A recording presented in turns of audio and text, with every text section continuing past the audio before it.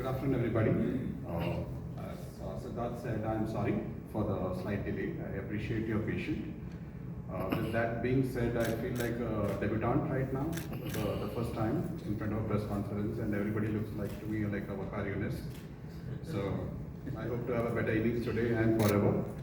So with that being said, a small correction again. I have to still defend my thesis in PhD, so I believe I have 2 matches ahead of me.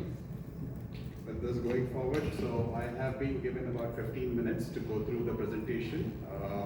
I will try to be quick, but I would appreciate any bounces or yonkers in between.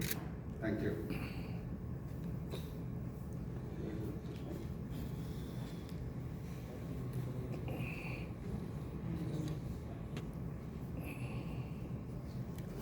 What are we? We are a company making high technology, high voltage power products and solutions that enable connect complex grids, including renewables, into the transmission system. Where do we focus? We focus on something called HVDC and FACTS. It's slightly basic. I think the guys who are already connected to the renewable sector would know about it, but let me take a couple of seconds on it. The AC grid, as we know, what we get as a 230 volt supply, is a very simple grid, very reliable. A lot of manufacturers, almost all the listed companies in the space are in the AC business, AC side of the things. It's very cheap, a lot of competition. But AC has a problem. The biggest problem of AC is that it is having a lot of rigid rules. As in that if you want to connect to an AC grid, you need to play by the rules. To give you an idea, let's assume we put a bulb. It's a 230 volt bulb. You put it in, what we say in your home, it just blinks. But if the voltage changes more than say plus minus 10%, or the frequency changes, it gets disconnected.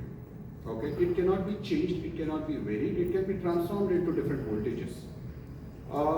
As long as you follow the rules of the game, the AC grid is very, very good. But the problem is that the complex system, as the network gets increasingly more complex with the renewables coming in, the grid is not able to achieve the parameters that the AC voltage has set in.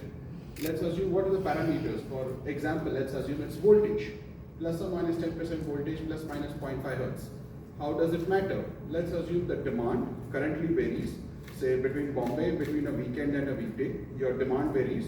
But I can also vary the generation. Say Bombay is fed by Tarapur Atomic Power Plant. I can play by the variation of generation to the distribution so that we can match the demand and supply. The problem with renewable coming in is that I no longer control generation.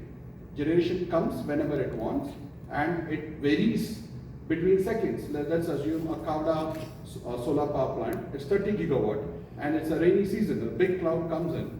You suddenly have 30 gigawatt going down to say even say 20 gigawatt, okay? And that means the grid is going to be stressed because as your generation goes down, your voltage also starts going down. And plus minus 10%, the only thing the AC grid knows is trip. Which means at the peak of a summer or a peak of a winter in say North America, you have the grid tripping. How do you solve the problem of this kind of AC network? Is it's been traditionally an old technology, HVDC. There are multiple technologies in HVDC. DC is like an inverter that goes into your home. Okay, we correct the voltage, correct the frequency at a DC level before transmitting into distribution class voltages. So where we are able to better control renewable energy systems, or we use power electronics in AC, what we call as flexible AC transmission systems. So these are again semiconductors and power electronics along with software and AC networks. The substations look drastically different than a typical AC substation and also cost a lot more. So these are more complex networks.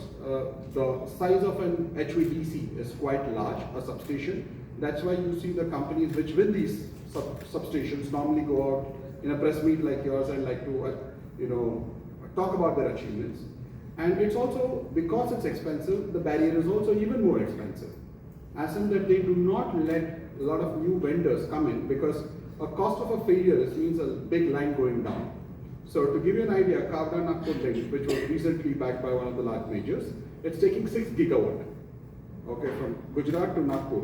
And let's assume for a want of a 10 lakh rupee equipment failure, the entire link can go down, and that's 6 gigawatt. So the moat is who comes in an equipment front. It's not about the technology, it's not about the what we say, the testing, it's also reliability. It's like putting engines to an aircraft. It's not how good your engine is made, how reliable it is grown over a period of time.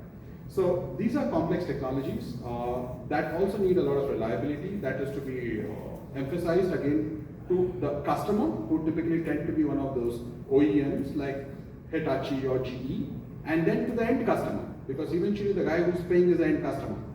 And this is where we have, over the past few decades, have gone in, developed technologies, developed the reliability factor, and are selling in over 100 countries.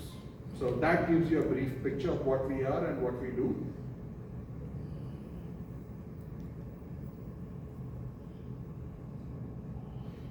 So I think the overview of the industry, I'm sure a lot of people would have read about it. The transmission network, the challenges with the transmission, the CAGR. Now, if you look at the industry report in our RHP, even though the global electrical transmission sector is only growing by about 6 or 7%, the HVDC is going between 60 to 65%.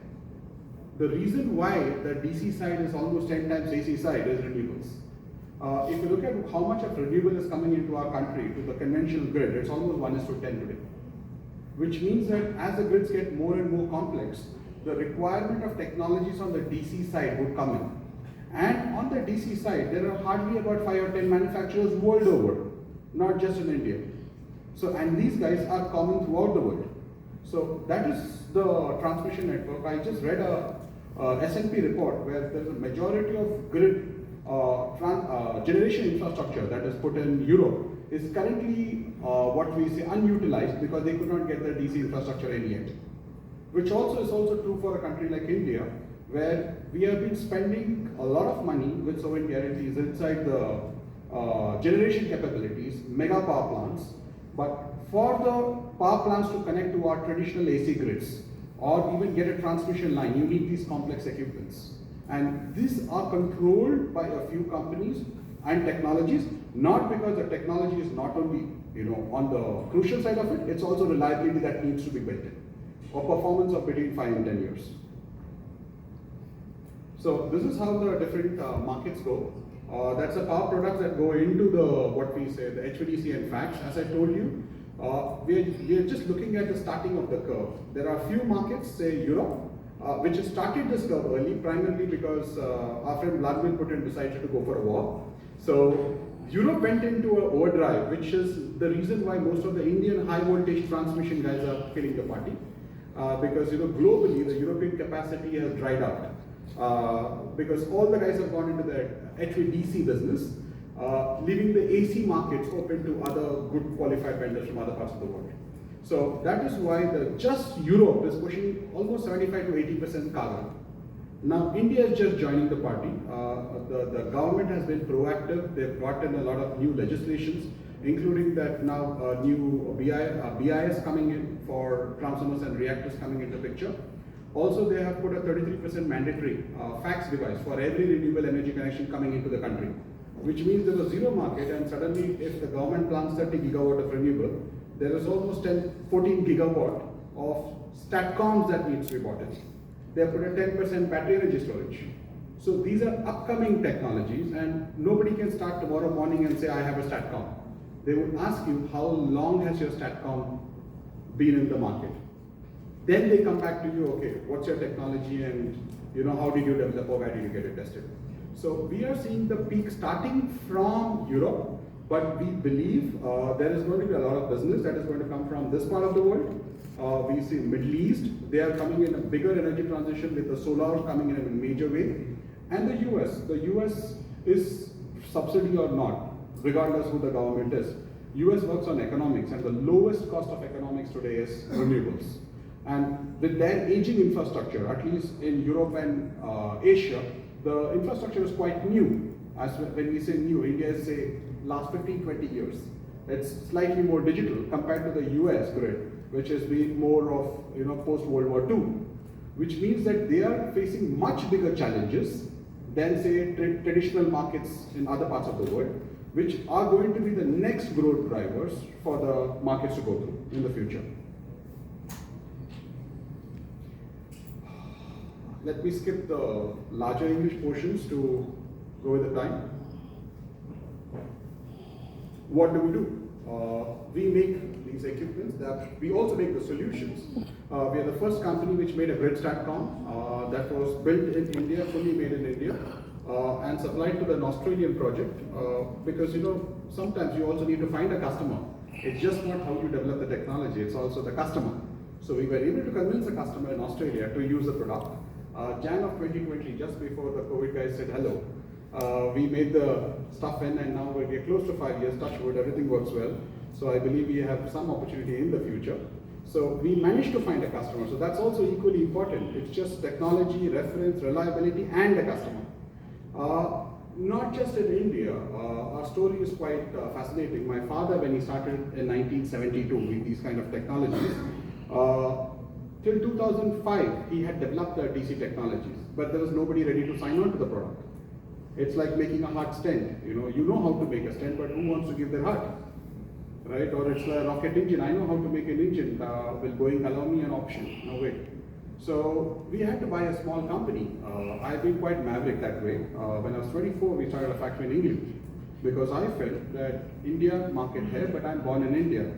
Not made in India by Indians, we were born in India to serve the world. So we always had, Mr. Ambani, Dhirubhai had a lot of impact. I come from SPJ. We had an option to dream big as a second generation entrepreneur, and we wanted to dream the best. So when we found there's a lot of resistance to Indian companies going abroad, especially the European utilities, now they've been very kind. Those days to sell in Germany or England, you need to have Western origin, and I felt if India is my backlog, let me go there. Be a European and sell in Europe, and we were quite successful. We got into a lot of European utility. Today I'm proud to say that we not only supply in Europe, I'm doing 400 kV equipments in Sweden. We have a blanket, which means a 3-year full blanket with Finland. We are doing Norway, Statnet, we are doing NL in Italy, we are doing Romanian grid, we are doing Azure Energy. We have blanket with Israel Electric Company. We have more than 7,000-8,000 installations in North America. So we have been there in the last 100 countries. I have sold in China, sold in Hong Kong, sold in Fiji. We even got something into Dominican Republic. So our focus in the growing up years was how many grids can we get an approval in? Because eventually, as I said, the guys who are the EPCs really don't matter. The end customer is the one who makes a purchase decision. So we have traditionally focused on developing larger products. And one of the stuff that when we wanted to go into the HVDC and fax was the big boys were not ready to sign on to us. So we bought a startup in Turkey called NDOX, where we made the customers buy our equipments, got the qualification, went to Power Grid in India, signed an MOU with them, and then put the first HVDC equipment built in India. The cost difference on the tender was 1:5, just to give you an idea. We built the product in India. Once we built it in India, spent 10 years clearing the moat, sold a lot of HVDCs in this part of the world before we went to the Middle East, Southeast Asia, Australia, US.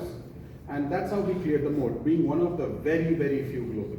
I cannot tell you the exact number because my lawyers don't like it. We paid a lot of money during the RHP stage, but yes, we are among the very few people that have gone and developed the technologies.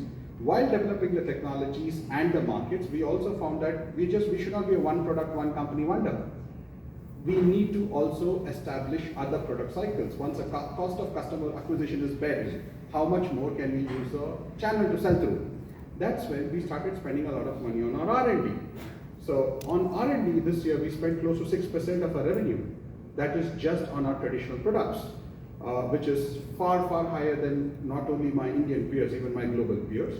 But also, we also started acquiring companies in the space. Like we bought a company called SNS Transformers, which was into cast resin transformers in 2019. Now, cast resin transformers are old technology, but we had to clear the moat of 5 to 10 years. So sometimes it's just not only the technology, it's also the moat. We bought them, we got out of the distribution and the commodity markets and focus on energy storage markets.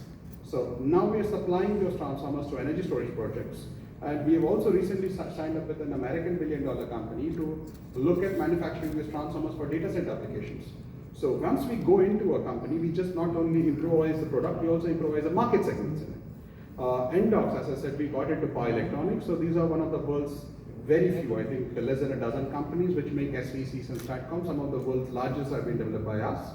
Installed, sits out of Turkey, focus a lot of power electronics on the medium voltage. We bought Nebeski, Nibiski is a small startup out of Chennai. They were working on IoT and edge automation. Now this sounds very remote to a guy who's making aluminum and copper, but you cannot deny that eventually everything is going to be connected. And when it's connected and you need edge and IoT coming in, we wanted all our equipments to be connected. And such technologies not only give us advantage of getting the technology to our products, it also denies the competition of technology. So your strategies should not only reflect today, it also reflects what is going forward in the few years. Because our intention is not to win in India, our intention is to win across the globe. We bought EPEC, a 50-year-old instrument transformer company, got them in, grew very fast. Then we bought the high voltage division, plant and machinery from Toshiba India, when they wanted to exit the instrument transformer business. And we recently signed an agreement for a buyout of Meru. Meru is a market leader in India for high voltage instrument transformers, has the highest market share, but is predominantly Indian. Now, this is where a company like us, where we have established the credibility, the market, the customer acceptance, can go through this company taking global. So as we go global, we want to be the Hitachi Energy of India, made in India or made by Indians for the world. So that's what our market is. So all this acquisition can also be looked as an R&D budget, because eventually what we are doing is not only buying companies, we are also buying technologies, people, and skill set. And complementary markets, we got into markets like Malaysia with them, where we were traditionally not successful. So these also gives us access to market, access to technology, and access to scientists. So these are our typical power lines, our product lines, which go into HVDC, fax, other businesses. What are the brands we currently own? And as a part of our growth strategy, we have also indicated in our RHP that 35% of our what we say proceeds also goes into other unidentified acquisition, which has to be completed in about 24 months by SEBI. So our growth is technology and products. So now these are the products that we have developed, the offerings across the world, across the customer. We also make special transformers. Just to give you an idea, the dedicated freight corridor which came in, the 54 kV network from Delhi to Bombay, it's all our transformers. We are making the specialized transformers for furnace application, converter, data center. So anything which is non-standard and technologically very high, we normally are there. That is what is reflecting on our PAT numbers, because we create technologies. This is some of the instrument transformers made by Beru. You can see the size of the equipment. Again, as I said, they are predominantly Indian. Going forward, across the global markets, we feel there's a huge demand. Again, a high mode item for the products. This is how typically an SVC or a STATCOM or a harmonic filter, the grid integration looks like. The one you see in middle is in Australia, where we did the first STATCOM ever built in India. When I say built in India, it was not assembled in India, it was built from scratch in India. So there's a difference of multinationals assembling in India and made in India. This was made in India, made for Australia, working the 5th year, allowing us a global market access. And we are one of the very few companies which fight Chinese in China. Not because we are cheap, because we are better. And better does not mean only technology. Better also, when you have a better technology, you're cheaper. We've also recently, I think, got a project in Hong Kong for a blanket. Not many Chinese companies like that, but that's how we do it. Constantly innovate, innovate in our own products, innovate in subset of the products, which makes us more agile than my friends in China. And because we're very few, they normally catch up. So this is some of the larger equipments we make. Say, this is the equipment that shifted to Abu Dhabi at NOC. So we are supplying almost most of the 230 and 132 kV in Abu Dhabi. The one on the right side, you can see some of the high voltage reactors. Now, most of your presentations, when you see in a transformer presentation, you would see a lot of big oil-filled tanks, like a transformer, but that was AC, this is DC. So that's the energy transition. It also changes the color and shape. And we did not get a white model. We would ideally like to pay for it, but the budget was short, but then we got somebody higher for the Hitachi order to sign on. So to give you a size of a reactor, this is how it looks like. You can see the size and scale of what we are trying to do. This is in Dubai. That is the largest equipment in Middle East. The one on the right side is in Power Grid, 765 kV. So as I said, we work on ultra-high transmission networks, where there's a huge technology barrier, customer preference and acceptance. The one on the left side is an American renewable farm where we were integrating, and to show you how a technology is developed, this is in a Tesla. The one guy below is, I think, me. You can see my size and the size of the equipment and the size of the height, and now you saw my original size, you can make it up. I'm not small. So this is Meru, the instrument transformer that we make, again high voltage, high tech. The one on the right side, if I'm not wrong, is in Saudi Aramco. Again, a very few people who have been able to get into the oil and gas markets. We got something called an internal classification, which is again one of the very few people in the world who could do that. So anything that is technology and new, we normally take it as a challenge and we try to integrate it. So this shows you about all our acquisitions that we have done. I just spoke about it. What is our strength? Our strength is, A, we understand technologies. We understand technologies and markets. To give you an idea, say energy storage is something that is coming up in India. You can see a lot of tenders coming up. But if you see our public posts on LinkedIn, we would have got into energy storage about a year back. We got our first contract off Europe, made in Europe energy storage, which will go live anytime soon. It will take us a few years to get the mode qualification of 3 or 5 years, but we are still 3 years ahead of the curve. And then the question is whether should I sell it in India or should it in the globe? I would say now as a public shareholders, we'll say sell where the company makes the highest amount of profit. So making it in Europe, selling in Europe also allows us the pricing power at the end of the day. And we have access to those kind of technologies which will help us grow. And not only that technology, we also understand what are the complementary technologies, like I spoke about edge computing. That comes into all the products. Edge computing would come into transformers, reactors, line traps, anything. We understand where the industry is going in, and either we create our own product. We have some patents. We have applied some more. We have currently in Turkey, we don't even pay taxes anymore because the amount of technologies we are creating, the research benefits allows us to do that. So when you have different operating bases across the world, you use the best of all worlds. So to give you an idea, some of our technologies like transformer designers, we make them sit out Turkey. So that is another advantage of being a global organization, that you go where the talent is and not where you are. So where do we sell? We sell to almost all the large power utilities in the world, including the US, Mexico, Brazil. We just got a contract out of Canada. So even though Canadians are not so the friendliest guys to Indians at this moment, we breached the barrier. We have sold to the Pakistani army also. So we sell to the Indian army, we sold to the Pakistani army, so money has no color. So oil and gas, we have sold to the best of the business, right from the oil wells in Mexico to the wells in India to the Saudi, we have done everything. Cement, chemicals, renewables, traction. So we are in all the traditional AC grid, wherever they want us to integrate in whichever part of the world they want. So these are some of our facilities that we own in Sangli, in Turkey. Delhi is a big one, coming with Meru. These are some of the test labs, R&D that we are developing our products. As I said, we work with a lot of universities also. We work with the University of Manchester, Middle Eastern University in Turkey. We use with the University of Uppsala. So we've had history working with good technical companies, good technical universities, because at the end of the day, technology is not one person, it's a group of persons. As long as you share your technology. Open source, they say, is very important. It's in most technologies. And again, when we make it open source, it also makes it more imperative that you develop further, because you need to always stay ahead of the curve. That's why we spend a lot of money. The board. So as we come from a very, very educated part of the world, as South Indians, the education is not negotiable. We also understand that once we go public, we have a lot of responsibilities. The board has to be very, very strong, and we are very accountable. And a lot of stuff that we do are also high risk on technology, betting on technologies, betting on companies. So we got a distinguished board. With me is Mr. Raj Iyer. He started his career, I think, in India or China, I forgot. For a year in India, then he went to China.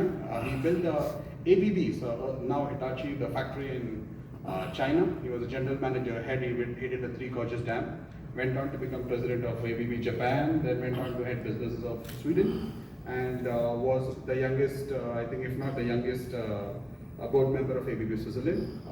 I think Jeff Immelt picked him up for GE. He headed the GE's global business for HVDC and fax. before he decided to retire young and join some mavericks like us. So we have Mr. S.K. Mishra, a very upright bureaucrat. He was instrumental in joining. He was a director of Power Grid before the ministry picked him up for starting the Solar Corporation of India. So a lot of these policies, what you see today, have been drafted by him. A very tough bureaucrat, was heading quality in Power Grid and also gives a lot of restless nights to our people in the factory. We have Mr. Ramesh Poti, head of Pothis, again a large businessman out of Chennai. We have a chartered accountant. Some of our employees are already on the board of our current company and our subsidiaries. So we are trying to, as a family, get out of the board as much as possible, focus on technology and strategies, and leave the professionals to run the company going forward. We got a lot of awards in past, so this is what the lawyers allowed us to publish, so I think we skip. So this is our growth pattern. So we go on all curves. So existing customer, existing product, how do we synergize? All the companies that we have merged, acquired, would intend to acquire, how do we synergize markets? For new products, we develop also by companies. New products, new customers, again, focus a lot more on R&D than buying companies, and that's how we try to, in our strategy meetings, ensure there is a focus on each part of the quadrant.